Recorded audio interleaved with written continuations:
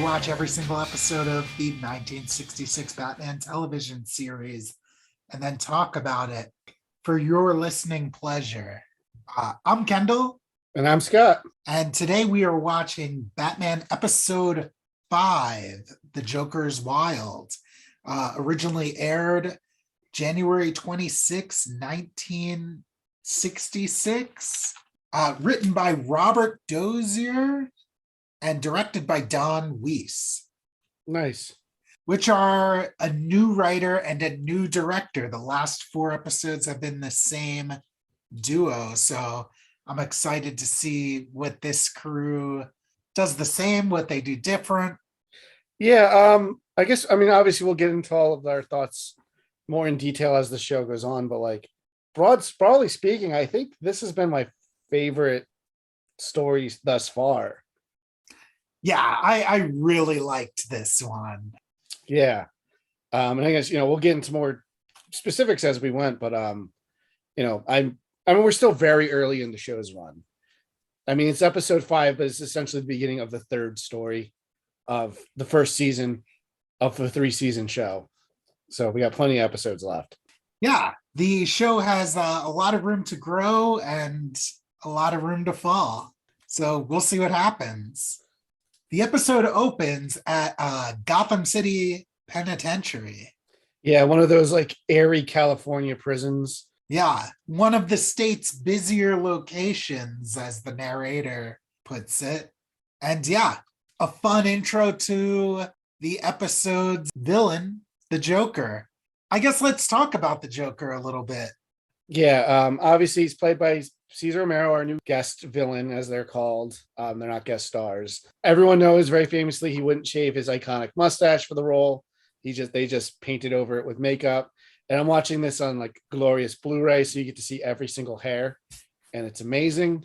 How do you feel about the Joker? I know you said the Penguin is a favorite of yours. Yeah, the Penguin's my favorite. So broadly speaking, I don't really like the Joker in general with Batman.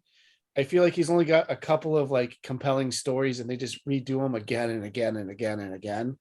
That said, this version of the Joker is probably my 2nd or 3rd favorite iteration of the Joker. Again, we'll get into more detail as he starts doing things, but he's really entertaining to watch. Very entertaining, for sure. Not to sound stereotypical, I love the Joker. I think he's a great foil for Batman.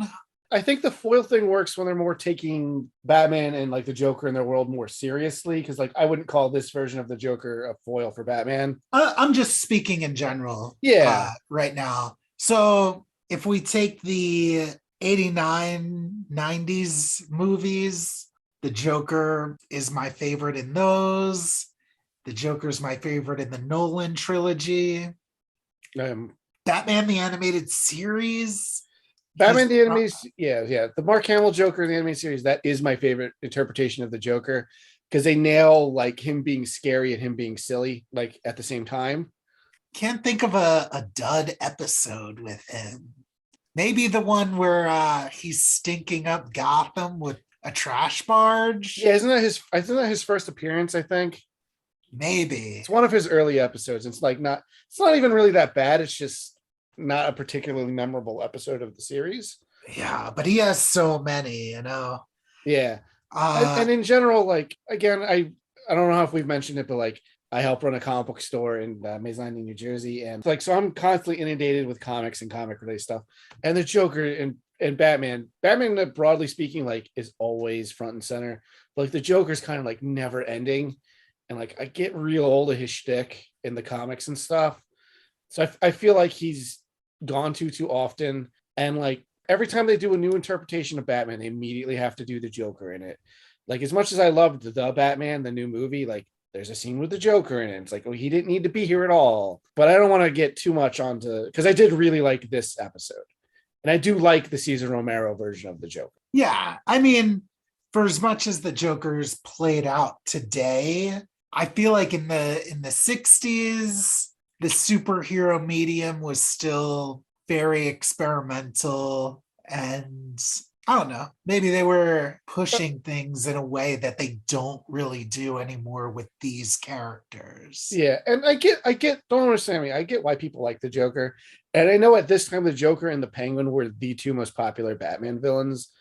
And I know the Penguin's mostly kind of. I still consider him like an A tier Batman villain, but I think that's mostly just from longevity. Like they never really make him like a major Batman character anymore.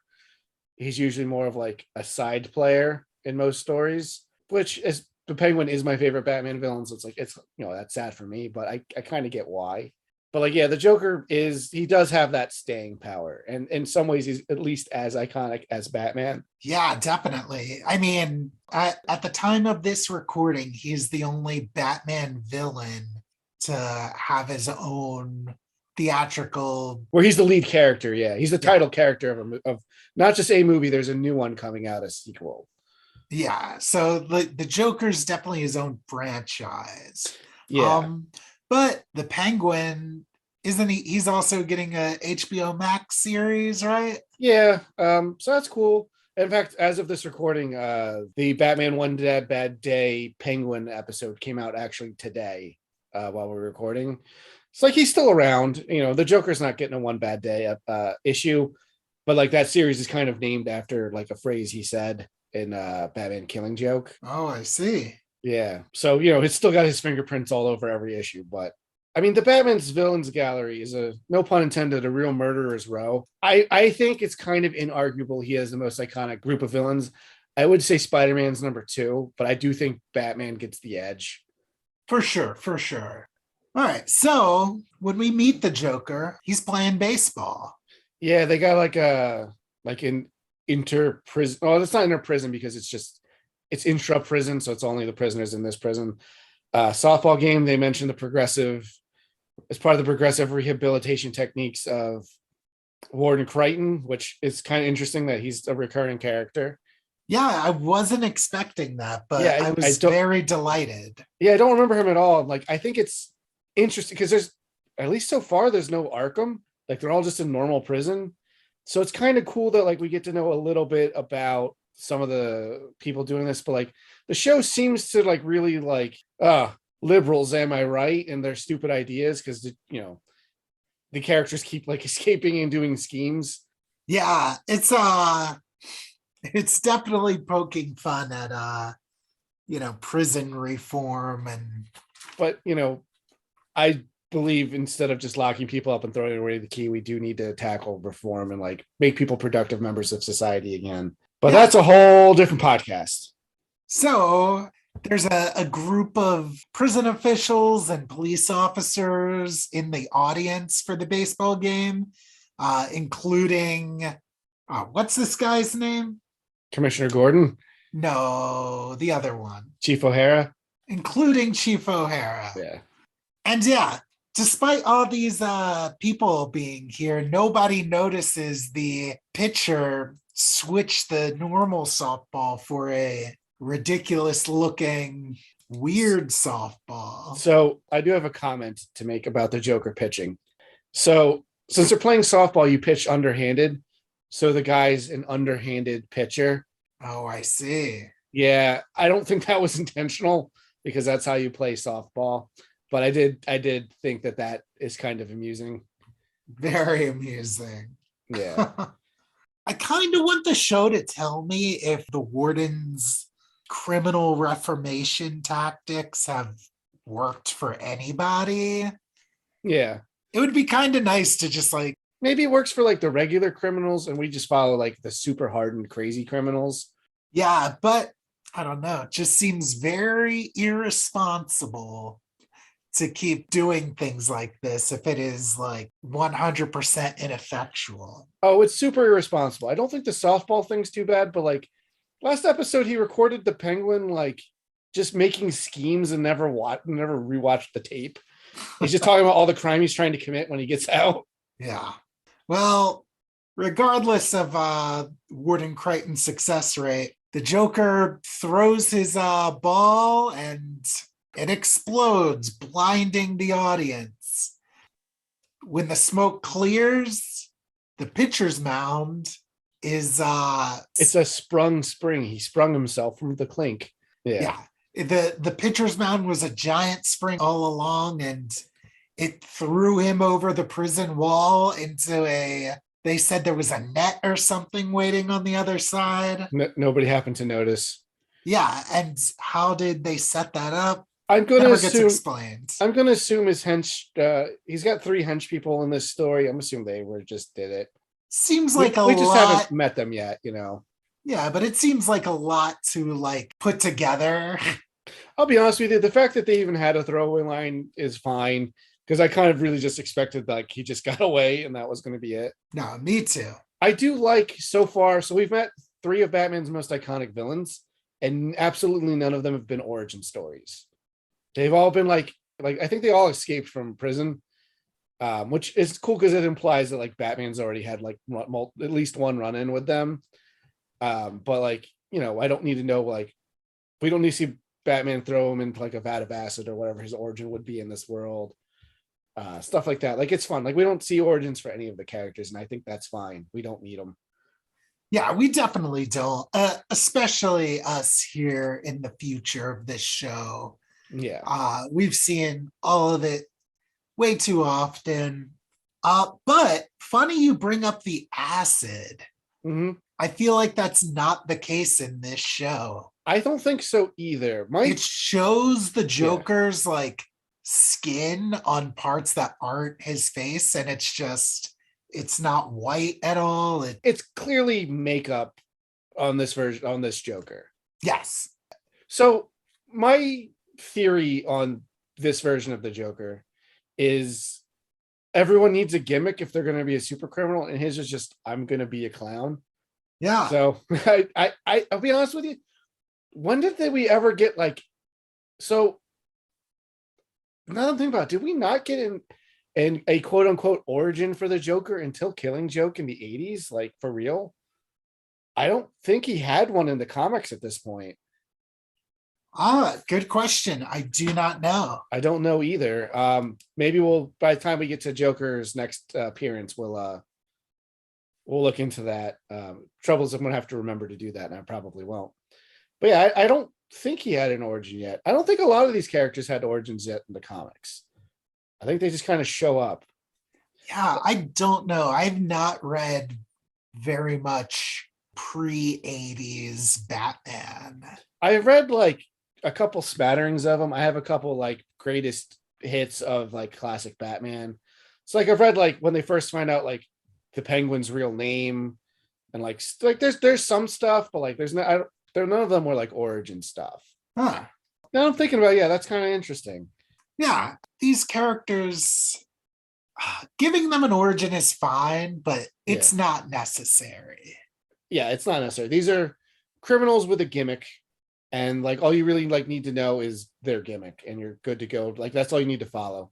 Like like we mentioned in the first up, like occasionally they have mentioned Bruce Wayne's parents being murdered, but like we don't see like the origins for Batman and Robin either. Like, you just don't need it. They just are. Yeah, which is fine. I think it's a take most people prefer now. Yeah, I hope so. Yeah. So the Joker got away.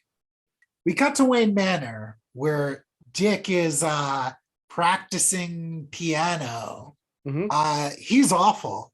He sucks, which is kind of surprising given how good he is at everything. Yeah. Like, Robin might be better than Batman in a lot of ways. Yeah. So he's doing that, and the bat phone rings. And I had a thought. Yeah. There's a ringing phone. What does the commissioner do? Like, what happens if Aunt Harriet picks up the phone? That's a good question. And I also was thinking, like, what if Batman and Alfred like are out places for different reasons? They're just without the ability to contact Batman. Well, I mean, isn't there like a phone in the car too? Well, there's a phone in the Batmobile. That's what I mean, the Batmobile, yeah. Yeah. But I mean, I think we already gotten like, oh, we can't reach him. I feel like that has or maybe will happen at some point. Oh, I'm sure it's an easy part for drama. Yeah, but if Aunt Harriet answers, like, Maybe that's what I want to see. maybe Bruce has a thing like don't ever enter my office ever. Dang, maybe. Yeah. I mean, he seems like a relatively nice guy, but he does come off as like kind of stern and serious. I guess more serious than stern. Yeah. Well, I wonder if we'll get that at any point in the future. Aunt Harriet is such a bizarre piece of the puzzle. Truly. Yeah. I really think she's here just so we get feel like in so many episodes, the only female presence we would have is a villain, like a hench villain. Yeah, it's their way of like injecting 60s babes they always have one like hench babe. Yeah, but there's no like I think it's more Aunt Harriet's there. So Batman and Robin seem less gay. Oh, there's a woman in the house. Does that make any sense? Because I know that was a thing that parents had with Batman and Robin. That's part of what the Comics Code Authority like was about. Like I forget what the book was. It's like the corruption of the innocence or something like that. Like that was a thing they talked about, like their inappropriate relationship, even though it's clearly a kid Batman adopted. It's that he doesn't wear pants. That's what makes it weird.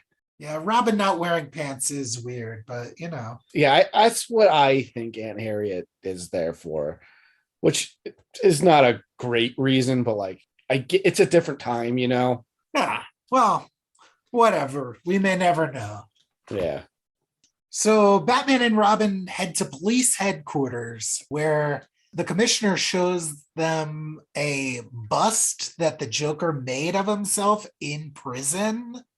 And they come to the conclusion that it's a clue to their next crime. Yeah, I wrote down for this Batman's foes foil themselves half the time. Yeah, here we go again, like another villain just like giving away their plan. Kind of goofy to me, but what you gonna do? Yeah, I forget how they come to the conclusion that there's a comedian's like wax sculpture exhibit at the museum that's coming to town, and Joker's upset that he's not in that. Well, yeah. So Yeah. The Joker made a bust of himself because this museum specifically put in the newspaper that they had decided not to feature the Joker. Did they specifically put that in the paper? I thought the paper just said that they were going to do that, and the Joker's like, "Well, I'm not going to be in it."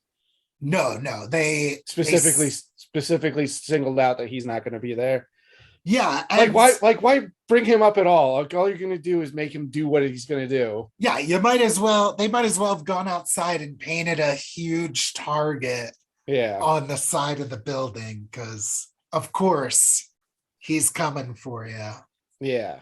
So yeah, Batman and Robin rush to the museum and we get a really funny bit where the Batmobile pulls up in front of the museum and they go to get out. But then Batman notices a no parking sign. I love this, where it's like, I love how what a law square he is. Like every law is important and he follows it, and like every rule except, like he's not even a vigilante. He is a deputy. He's been officially deputized. Like it's great. Yeah, it was really funny. But there's like a beat cop who's just like, oh, don't worry about this, Batman, and he like takes the no parking sign away. Yeah. Yeah. I loved that. Yeah, I love that stuff. Those kind of gags are some of my favorite in the series. Batman and Robin head inside the museum. They tell the person working at the front desk to get all the people out because they believe the Joker's coming. And as they're exploring the Comedian Hall of Fame, they notice that there is, in fact, a statue of the Joker in the hall. Yeah, and I've got a comment. So earlier they said they're wax sculptures, but like they're clearly like statue busts. Which one are they? Get it together, the 1960s. As they are checking out this Joker statue, Batman makes a comment that he swears he just saw the statue move. Yeah. The viewer does not see this at all, which I thought was kind of just weird. Yeah. So yeah, because they're turning to leave because it seems to be like, oh, the Joker just put a statue of himself in here, and they make a comment like, when this place is on lockdown, there's no way anyone could break in, and they keep going on and on about that, like no one can break in, no one can break in. Yeah, they're talking to a guard, giving him a Yeah. warning, and this guard is so confident that no one can break in. So yeah, they close the museum down for the day. Everyone leaves, and in the Comedian Hall of Fame, is there an explosion or something? Yeah, there's like an explosion in the back of the statue, and then Joker emerges. He was hiding in there the whole time. Yeah, he comes out. He's laughing. He didn't need to break in. He was already in. And then he starts summoning Yeah. his henchmen from inside of the other statues.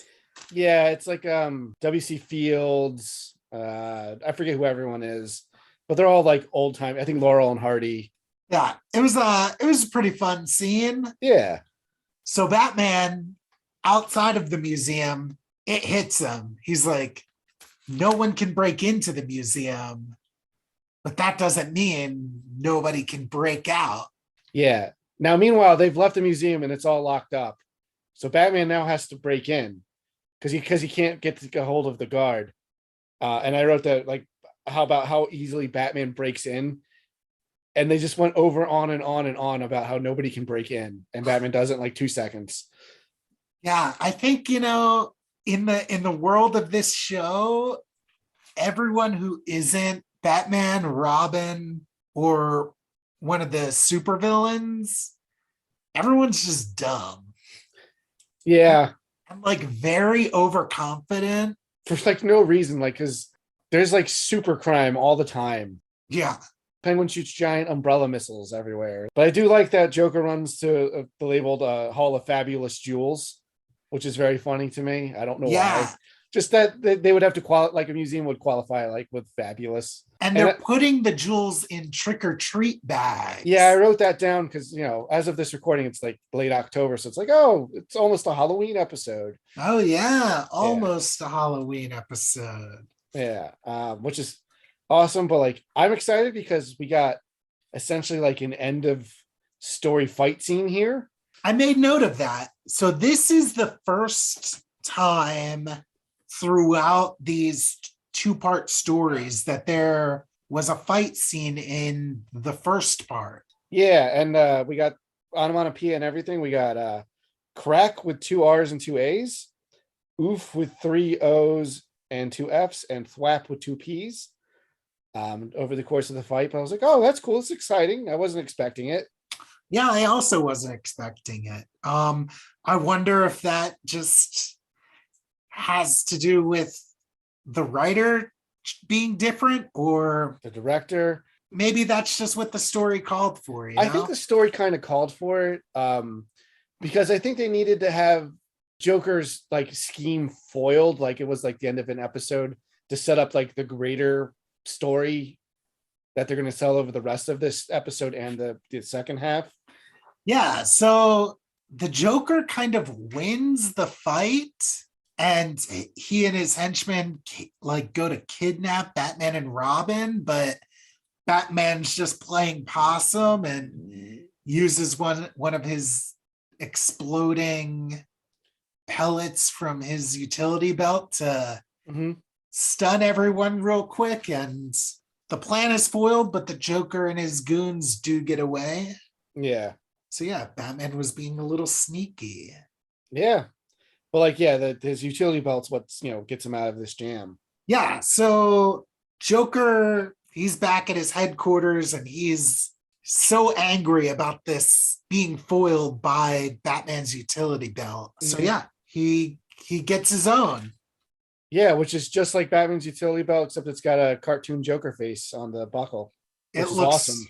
Yeah, it looks really cool. Yeah, this is where we meet this episode 60 babe, Queenie. So after the Joker reveals his utility belt, He and his goons try to come up with a plan. And after tossing around a few ideas, they decide to steal the SS Gotham, a new ocean liner that Batman and Robin are going to christen very soon. So before stealing this ocean liner, Joker makes a plan to get Batman out of the way. Meanwhile, we cut to police headquarters where Bruce Wayne and the commissioner are chatting about this ocean liner. Oh, yes. We get a funny scene where Commissioner Gordon calls Batman. Oh, yeah. So, yeah. And he gets no answer. Yeah. Well, Alfred doesn't answer, does he?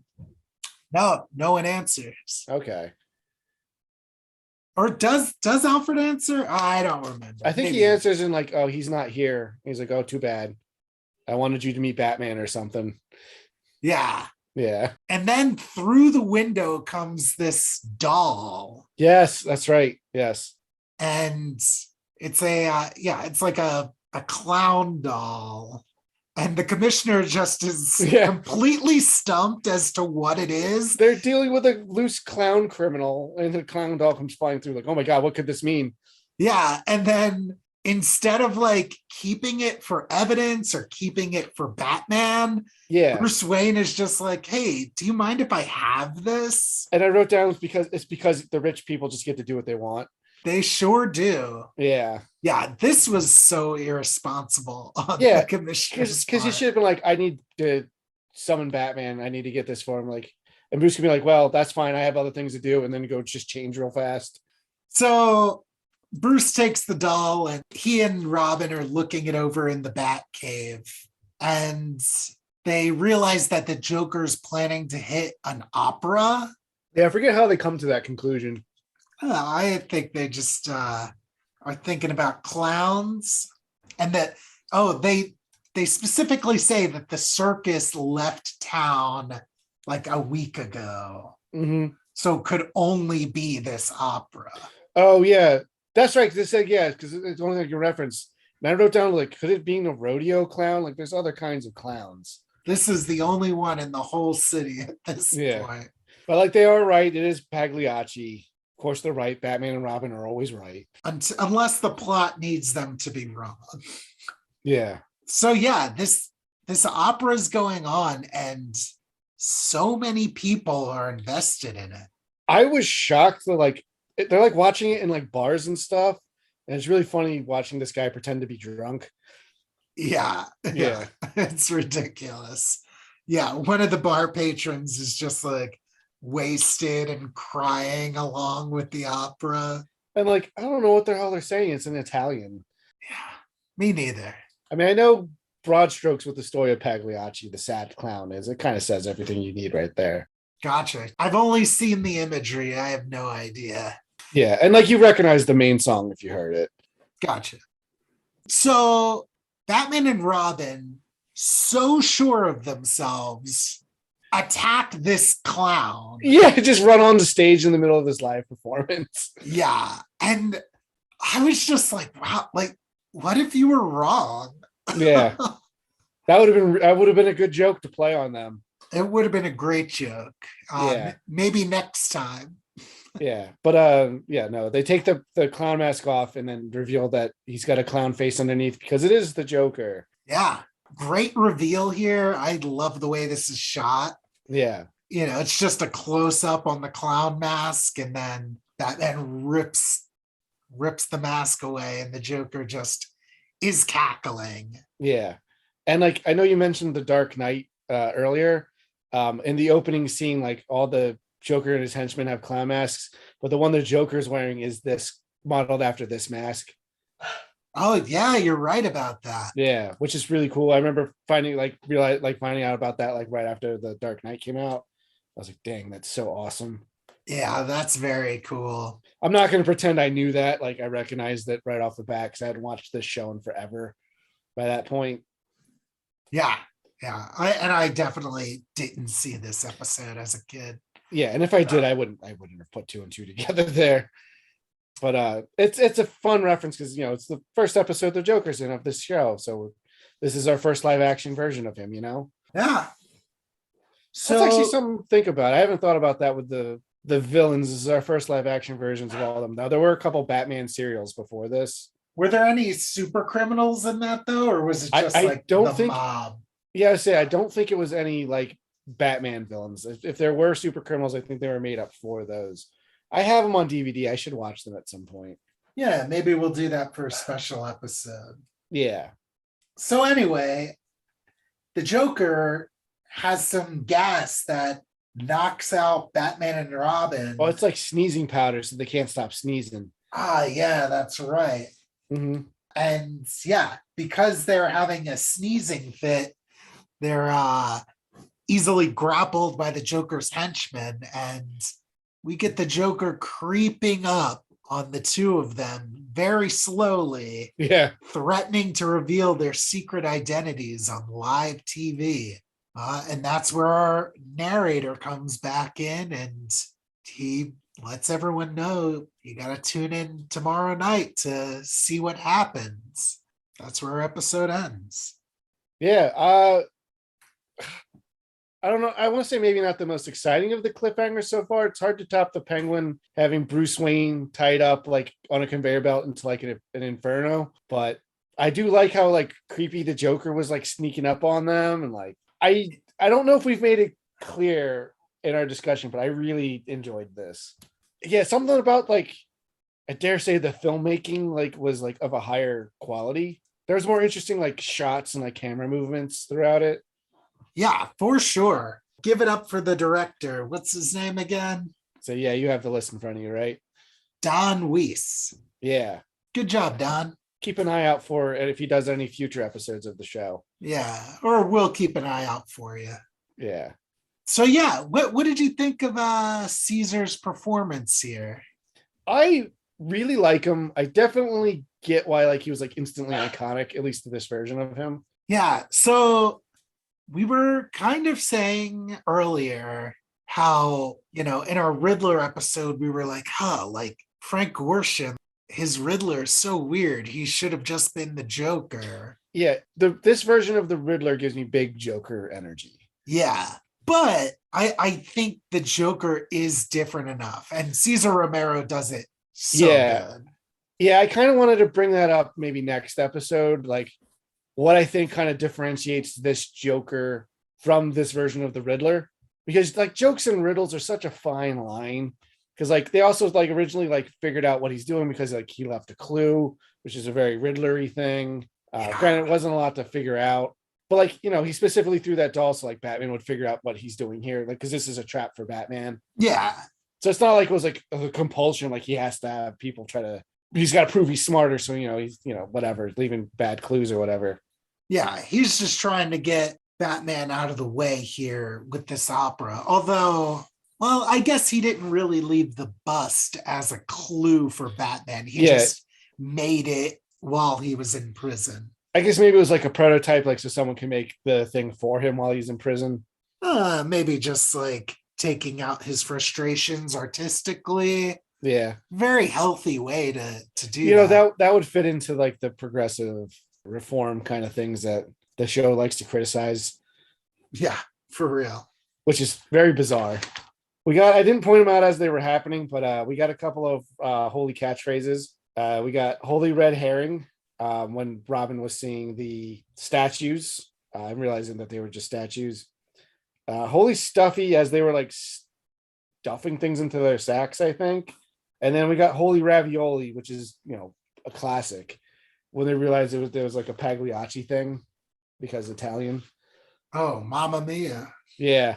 Well, yeah.